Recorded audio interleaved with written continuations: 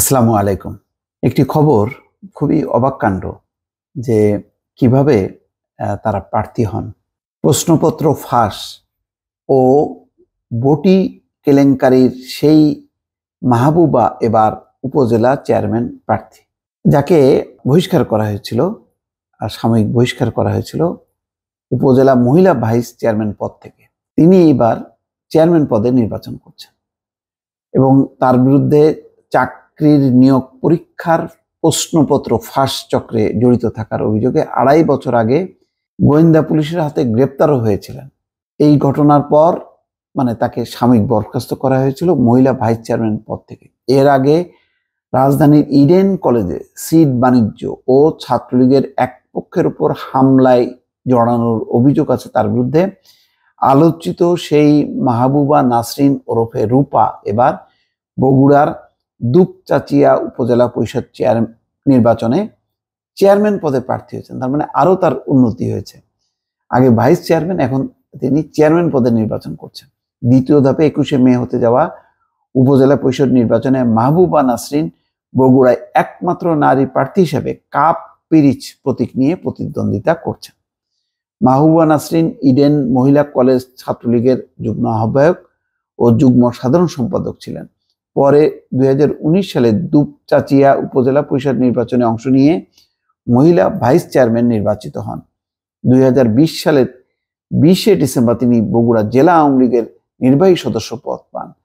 মাহবুবা ছাড়াও এই উপজেলায় চেয়ারম্যান পদে আনারস প্রতীকে বর্তমান চেয়ারম্যান উপজেলা আওয়ামী লীগের সহসভাপতি ফজলুল হক প্রামাণিক এবং মোটরসাইকেল প্রতীকে উপজেলা যুবলীগের সভাপতি আহমেদুর রহমান প্রতিদ্বন্দ্বিতা করছেন। নির্বাচন কমিশনে দাখিল করা হলফনামায় মাহবুবা নাসরিন প্রশ্নপত্র ফাঁসের ঘটনায় ডিজিটাল নিরাপত্তা আইনের মামলা থেকে অব্যাহতি পাওয়ার কথা জানিয়েছিলেন।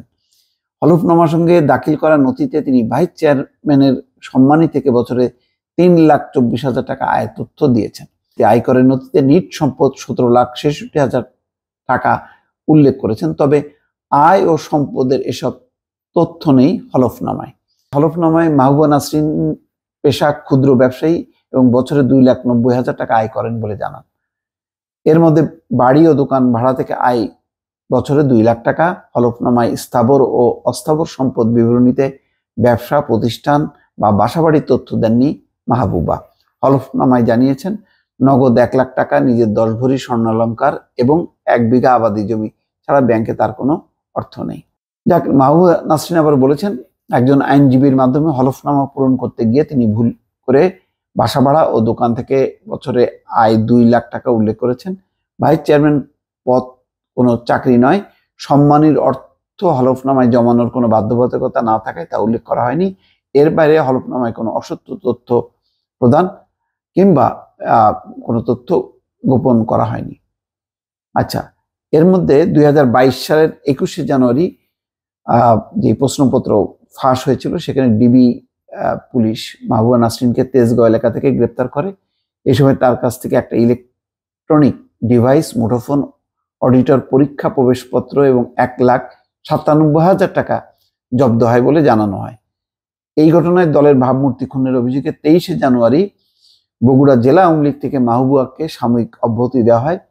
একদিন পর মাহবুবাকে উপজেলা আওয়ামী লীগ থেকে বহিষ্কার করা হয়। ওই বছরের ৫ই জুন ভাইস চেয়ারম্যান পদ থেকে মাহবুবাকে সাময়িক বরখাস্ত করে স্থানীয় সরকার বিভাগ।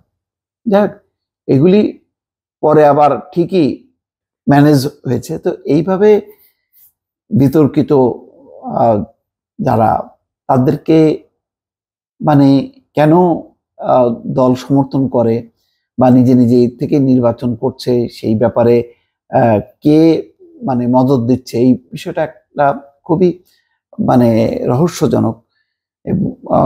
যে এত কিছু প্রশ্নপত্র ফাঁসের মতন ঘটনা, তারপরে মারপিটে জড়ানোর মতন ঘটনায় যে বিভিন্ন জায়গা থেকে বহিষ্কার হয়েছে, গ্রেপ্তার হয়েছে, মামলা হয়েছে, তারপরও আবার চেয়ারম্যান পদে প্রতিদ্বন্দ্বিতা করছেন। তার এই যে প্রার্থীদের তালিকা দেখলে বোঝা যায় যে এবার কি পরিমাণ বিতর্কিত লোকজন, তারা একটা ফ্রি হ্যান্ড পেয়ে যে যার মতন করে নির্বাচন করছেন। দর্শক, ভালো থাকবেন। আল্লাহ হাফেজ।